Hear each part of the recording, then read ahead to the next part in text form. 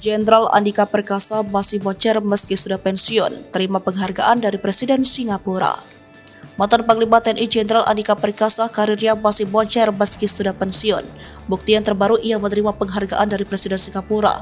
Ia menerima penghargaan Bintang Darjah Utama Bakti Cemerlang dari Presiden Singapura Halimah Yacob.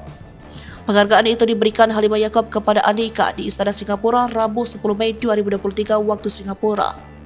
Dalam keterangan yang dikirim Andika Perkasa, penghargaan Bintang Darjah Utama Bakti Cemerlang itu diberikan berkat peningkatan kerjasama militer antara Indonesia dan Singapura selama Andika menjabat sebagai Panglima TNI periode 2021 sampai 2022.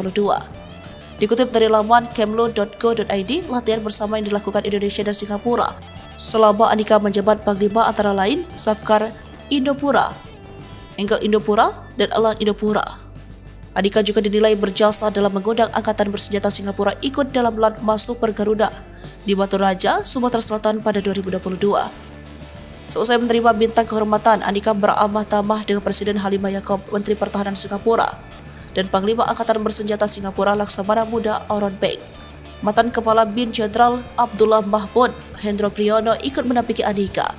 Penghargaan yang diterima Andika dari pemerintah Singapura ini bukan yang pertama kalinya.